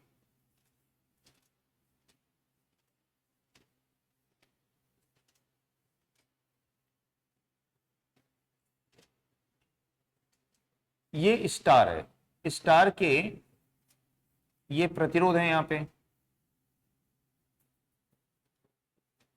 तो ये स्टार के प्रतिरोध है। तो ये प्रतिरोध हमको मालूम है, तो यहां पे जो ज्ञात प्रतिरोध है वो कौन है, R1 R2 और R3। अब हमको इस स्टार का समतुल्य डेल्टा बनाना है। ठीक है, तो डेल्टा हम बनाएंगे तो कैसे बनाएंगे, तो हम क्या करेंगे, एक प्रतिरोध यहां पे लगाएंगे, एक प्रतिरोध यहां पे लगाएंगे और एक प्रतिरोध यहां पे लगाएंगे। तो यदि स्टार का समतुल्य डेल्टा बनाना है तो ये स्टार का समतुल्य क्या बन जाएगा, डेल्टा बन जाएगा।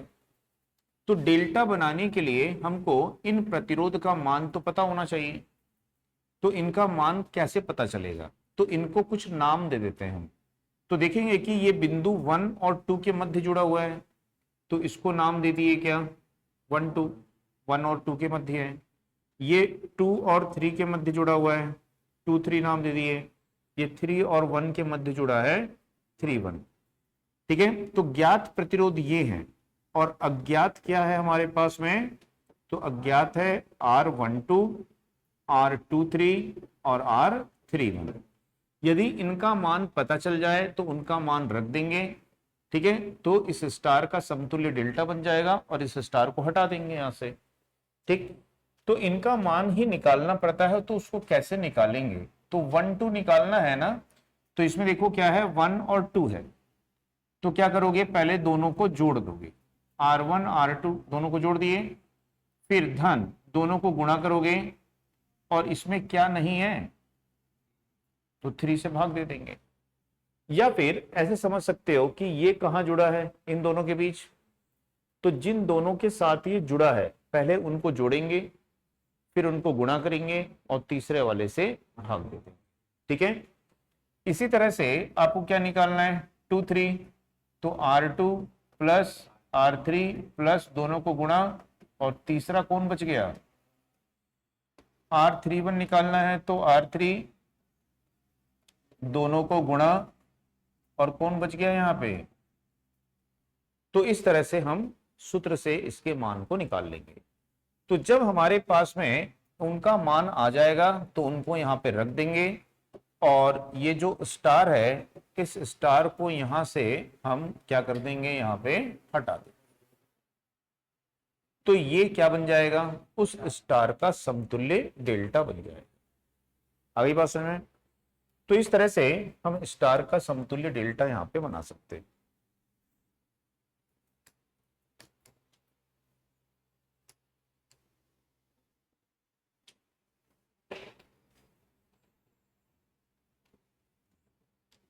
छूट गया था क्या, लिख लो जल्दी से।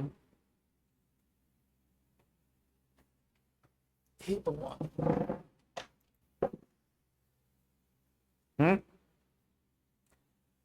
तो अब इसके बाद में इसका उल्टा करते हैं। इसका उल्टा क्या कर देंगे, हम यहां पे डेल्टा ले लेंगे, और इस डेल्टा से क्या बना देंगे, स्टार बना देंगे। तो जब हम डेल्टा लेंगे, तो जब हम यहां पे इस प्रकार से डेल्टा लेंगे, तो अब हमारे पास में इस प्रकार से ये डेल्टा रहेगा।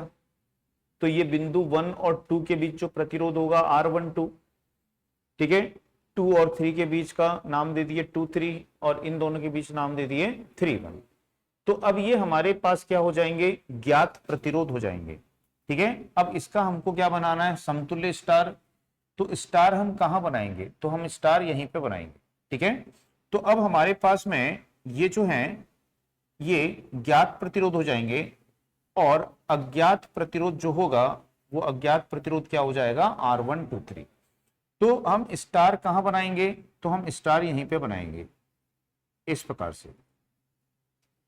तो जब हम स्टार बनाएंगे तो उसके लिए हमको इस R1 का मान चाहिए होगा, इस R2 का मान चाहिए होगा, और इस R3 का मान चाहिए होगा। तो हम इनका मान जब पता चल जाएगा तो इनको यहाँ पे रख देंगे और डेल्टा को हटा देंगे यहाँ से। ठीक है, तो इसके लिए हमको किसका मान ज्ञात करना होगा, R1 R2 और R3 का मान ज्ञात करना पड़ेगा। ठीक, तो हमको किसका मान ज्ञात है, तो इनका मान हमको ज्ञात है। तो हमको यदि R1 निकालना है, तो R1 कहां जुड़ा हुआ है, यहां पे इन दोनों के साथ जुड़ा है, तो इन दोनों को गुणा करेंगे और तीनों को जोड़ करके भाग दे देंगे। ठीक है, तो हम लिखेंगे R12 R31, तो R12 R31, या बोल सकते हैं ये 1 है, तो जिन दोनों में 1 है उनको गुणा करेंगे, ये 1 है ना, तो इन दोनों में 1 है तो इनको गुणा करेंगे, और बाकी सभी को जोड़ोगे, और सभी को जोड़ करके उसको R2, तो जिसमें R2 है उसको गुणा कर दोगे, और सभी को जोड़ करके क्या करोगे, उसको R3, जिसमें R3 है उसको गुणा कर दोगे, और बाकी को जोड़ करके उसको भाग। तो इस तरह से R1 R2 R3 निकल जाएगा। तो जब निकल जाएगा तो उसको यहां पे रख देंगे, और उसको रखने के बाद में जो हमारा ये डेल्टा है, इस डेल्टा को यहां से हटा देंगे। तो डेल्टा को हमने इस प्रकार से यहाँ पे हटा दिया। तो ये क्या बन गया, डेल्टा का समतुल्य स्टार बन गया। आई बस में नोट कर लो।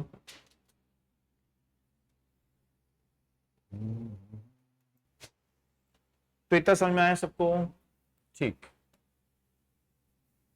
तो अब इसके बाद में देखते हैं यहां पे क्या बच गया आपका।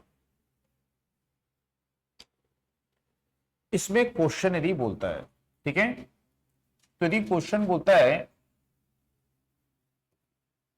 कि स्टार के प्रत्येक प्रतिरोध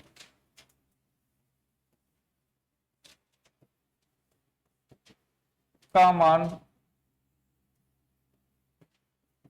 R ओम है, तो डेल्टा के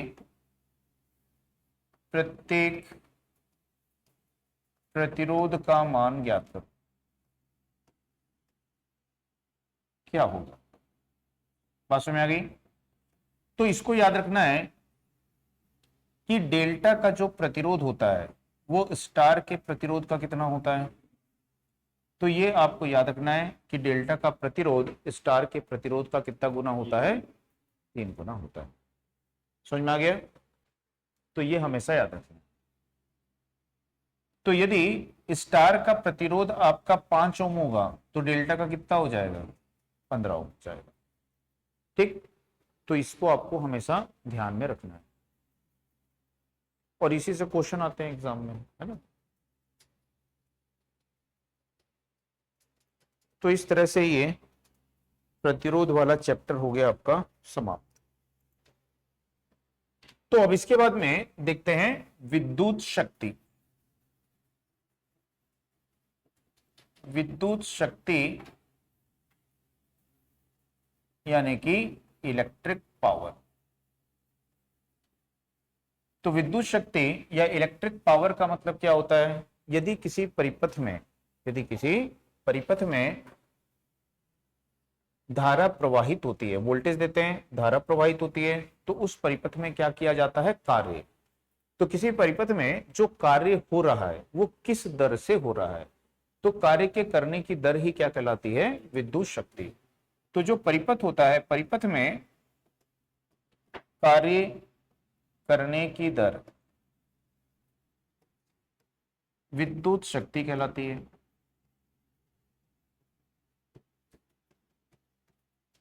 तो विद्युत शक्ति जो होती है, इस विद्युत शक्ति को हम क्या बोलते हैं, किया गया कार्य बटा समय उसको बोलते हैं। ठीक है, तो कार्य को W से दर्शाते हैं और समय को T से दर्शाते हैं। ठीक, या फिर इसको लिखते हैं हम यहाँ पे dW/dt। तो कार्य का जो मात्रक होता है वो क्या होता है, जूल, और समय का क्या होता है, सेकंड। तो जूल प्रति सेकंड इसका मात्रक हो जाता है। तो जूल प्रति सेकंड में किसको व्यक्त करते हैं, विद्युत शक्ति को व्यक्त करते हैं। ठीक है, ये इसका व्युत्पन्न मात्रक है। और 1 जूल प्रति सेकंड जो होता है इसको क्या बोलते हैं, 1 वॉट बोलते हैं। तो जो वॉट है वो इसका कौन सा मात्रक है, एसआई मात्रक होता है। तो ये विद्युत शक्ति का एसआई मात्रक है। ठीक, अब विद्युत शक्ति की गणना कैसे करेंगे? तो विद्युत शक्ति की गणना के लिए हमारे पास में 3 सूत्र होते हैं। तो एक होता है P, पावर, शक्ति है, ये विद्युत शक्ति को P से दर्शाते हैं यहाँ पे। तो विद्युत शक्ति बराबर होता है वोल्टेज गुणित करंट।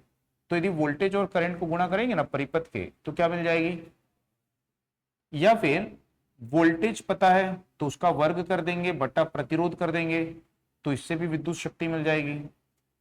या फिर करंट पता है तो उसका वर्ग और प्रतिरोध कर देंगे, तो इससे भी शक्ति मिल जाएगी। तो ये तीनों सूत्र विद्युत शक्ति की गणना के लिए हैं, और इस सूत्र से जो शक्ति मिलेगी वो किसमें मिलेगी, वॉट में मिलेगी। वोल्टेज का मान वोल्ट में रखना है, करंट का मान एम्पियर में, और प्रतिरोध का मान ओम में रखना है। सभी एसआई इकाई में ही रखना है। ठीक है, अब यदि बोलता है कि जो व्यवहारिक या फिर यांत्रिक शक्ति होती है। तो जो व्यवहारिक या यांत्रिक शक्ति है, ठीक है, इसका मात्रक क्या होता है? तो इसका मात्रक होता है अश्व शक्ति, जिसको हॉर्स पावर या फिर शॉर्ट में एचपी बोलते हैं। ठीक है, तो ये किसका मात्रक होता है? तो व्यवहारिक या यांत्रिक शक्ति का मात्रक होता है। तो यहां पे जो एक हॉर्स पावर होता है, एक एचपी होता है, ये एक एचपी 735.5 वॉट के बराबर होता है। किस पद्धति में होता है? ये मीट्रिक पद्धति में होता है। तो जो मीट्रिक पद्धति है, उस मीट्रिक पद्धति में इसका मान इतना होता है। लेकिन हम कौन सी पद्धति का प्रयोग करते हैं? हम ब्रिटिश पद्धति का यूज करते हैं। तो जो एक एचपी होता है वो 746 वॉट के बराबर होता है, और ये किसमें होता है? ब्रिटिश पद्धति में होता है।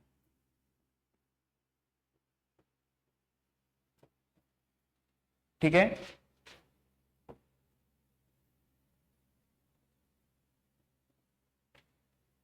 समझ में आ गया? यह बोलेगा कि जो 1 किलोवाट है, 1 किलोवाट का मतलब क्या होता है? 1000 वाट होता है। इसमें कितने एचपी होते हैं? तो 1 किलोवाट में कितने एचपी होते हैं? तो उसके लिए भाग देना पड़ेगा। तो 1000 वाट को 746 से भाग दे दो। ठीक है, तो यदि हम 1 किलोवाट में कितने एचपी बोल रहा है, तो हम 1000 वाट को क्या करेंगे? 746 वाट से भाग दे देंगे। तो ये क्या बन जाएगा? फिर एचपी बन जाएगा। तो 1 किलोवाट में कितने एचपी है? तो इसको जब भाग देंगे तो लगभग इसका मान कितना आएगा? 1.34 एचपी आएगा। तो 1 किलोवाट जो होता है वो कितने एचपी के बराबर होता है? 3.14 एचपी के बराबर होता है। आई बात समझ में? तो ये होती है शक्ति। अब इसके मैंने इस सूत्र के अनुसार क्वेश्चन कराए बहुत सारे, तो वो सारे क्वेश्चन आप रिवाइज कर लेना, जो नहीं समझ में आएगा पूछ लेना फिर। है, तो ये हो गई शक्ति। तो परिपथ में जो कार्य किया जाता है वो किसके द्वारा किया जाता है? शक्ति के। इसके बाद में विद्युत ऊर्जा यानी कि इलेक्ट्रिकल एनर्जी।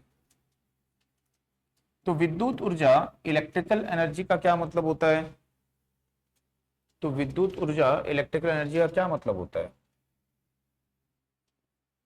तो परिपथ में कार्य कौन कर रहा है? शक्ति। तो उस शक्ति के द्वारा एक निश्चित समय में कुल कितना कार्य किया गया है? उस शक्ति के द्वारा 1 घंटे में कितना कार्य किया गया है? तो 1 घंटे में किया गया कार्य 1 घंटे की कुल ऊर्जा हो जाएगी। 2 घंटे में कितना कार्य किया है? तो 2 घंटे में किया गया कुल कार्य उसकी ऊर्जा हो जाएगी। ठीक है, तो यहाँ पे विद्युत ऊर्जा का मतलब होता है कि विद्युत शक्ति के द्वारा निश्चित समय में किया गया कुल कार्य। तो यदि हमको विद्युत ऊर्जा को निकालना है, ठीक है, तो हम बोलेंगे कि भाई विद्युत शक्ति कार्य करेगी। अब इसने कितने समय तक कार्य किया है? तो समय से गुणा कर देंगे। तो यदि विद्युत शक्ति को समय से गुणा कर देंगे तो क्या बन जाएगी? विद्युत ऊर्जा बन जाएगी। ठीक है, तो विद्युत शक्ति को अभी हमने लिखा कि विद्युत शक्ति को हम किस में व्यक्त करते हैं? तो जूल प्रति सेकंड में व्यक्त करते हैं। और समय का मतलब क्या होता है? सेकंड। तो ये दोनों कट जाएंगे तो क्या मात्रक बचेगा? जूल। तो जूल जो है ये विद्युत ऊर्जा का कौन सा मात्रक होता है? ऐसा ही मात्रक होता है। या फिर विद्युत शक्ति को हम किस में मापते हैं? वॉट में। तो विद्युत शक्ति को हम मापते हैं, अभी लिखिए हो ना, वॉट में मापते हो। और गुणित, यदि वॉट लिखोगे गुणित क्या करेंगे? समय कर देंगे। तो गुणित समय करेंगे तो क्या होगा? वॉट समय के लिए क्या करोगे? सेकंड। तो इसको क्या लिखेंगे? What second. ठीक है, तो यहां पे जो जूल और वॉट सेकंड है दोनों क्या होते हैं? बराबर होते हैं। ठीक है, तो 1 जूल बराबर क्या होता है? 1 वॉट सेकंड होता है। तो जूल और वॉट सेकंड दोनों का मान बराबर होता है। अब जो ये विद्युत ऊर्जा है हमारे घरों में माप आती है, हम लोग क्या करते हैं, विद्युत ऊर्जा खर्च करते हैं। तो हमारे घर में जो उपकरण है, तो जो विद्युत ऊर्जा खर्च करते हैं, तो उसको मापने के लिए हमारे घर में कौन सा मीटर लगा हुआ है, ऊर्जा मीटर, एनर्जी मीटर उसको बोलते हो। ठीक है, तो विद्युत ऊर्जा को कौन मापता है, एनर्जी मीटर। विद्युत शक्ति को कौन मापता है, वॉट मीटर। ठीक, तो यहां पे देखेंगे कि हमारे यहाँ पे जो ऊर्जा खर्च की जा रही है उसका भुगतान हम कैसे करेंगे। तो उसके लिए एक इकाई का निर्धारण किया गया है जिसको बोलते हैं बोर्ड ऑफ ट्रेड यूनिट।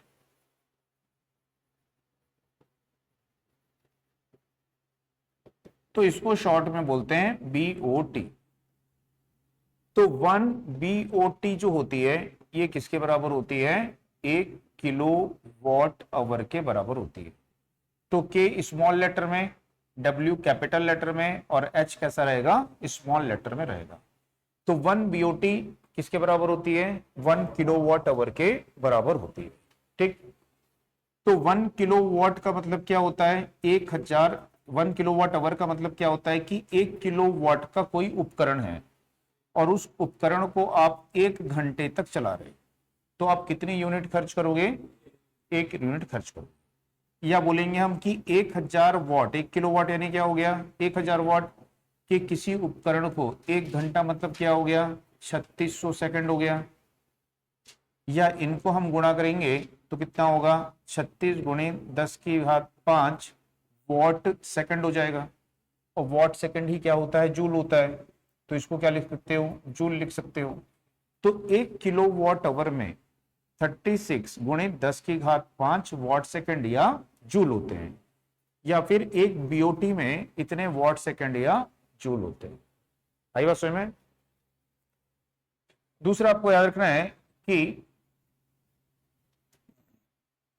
जो 1 किलो वॉट आवर होता है ये कितने किलो कैलोरी के बराबर होता है, तो 860 किलो कैलोरी के बराबर होता है। तो ये भी क्वेश्चन कई बार एग्जाम में पूछ दिया जाता है। तो समझ में आया। ठीक, तो इसके न्यूमेरिकल्स भी कराए हुए हैं, ऊर्जा से संबंधित है ना, वो सब आपको करने हैं। ठीक, तो इसके बाद में देखते हैं जूल का नियम। तो जूल का नियम जो बताता है कि कितनी ऊष्मा उत्पन्न होगी, है ना। इससे हम क्या पता करते हैं कि कितनी ऊष्मा उत्पन्न होगी। तो कितनी ऊष्मा उत्पन्न होगी, तो वो बराबर होगा कितनी विद्युत ऊर्जा खर्च होगी। जितनी विद्युत ऊर्जा खर्च होगी उतनी ऊष्मा उत्पन्न होगी। ठीक है, तो उत्पन्न ऊष्मा का मान हमेशा किसके बराबर होगा, खर्च की गई विद्युत ऊर्जा के बराबर होगा। तो ऊष्मा या विद्युत ऊर्जा हमको निकालनी है, तो हम कैसे निकालेंगे, तो आप लिखते क्या हो, यहां लिख देता हूं, विद्युत शक्ति लिखते हो और विद्युत शक्ति को किससे गुणा करते हो, समय से। तो विद्युत शक्ति का सूत्र पढ़े हो आप, वोल्टेज करंट गुणित, तो विद्युत शक्ति का सूत्र अभी लिखे हो ना, वोल्टेज गुणित करंट गुणित समय हो गया। तो क्या बन गई, ऊर्जा बन गई। तो ये बन गई आपकी इतने जूल की। अब इसकी इकाई क्या आ जाएगी यहाँ पे, जूल। तो इतने जूल की विद्युत ऊर्जा हो गई। ठीक है, इतनी ऊष्मा उत्पन्न करेगा। या फिर v स्क्वेयर आर पता है तो इसको समय से गुणा कर दो, या फिर आई स्क्वेयर आर पता है तो इसको समय से गुणा कर दो। तो ये सभी शक्ति के सूत्र हैं, और इस शक्ति को हमने किससे गुणा कर दिया, तो वो क्या बन गई, विद्युत ऊर्जा। तो जितनी विद्युत ऊर्जा होगी जूल में उतनी ही क्या उत्पन्न होगी, ऊष्मा उत्पन्न होगी। तो यही क्या कहलाता है, जूल का नियम कहलाता है। आई बस समझ में। तो इसको नोट कर लिए।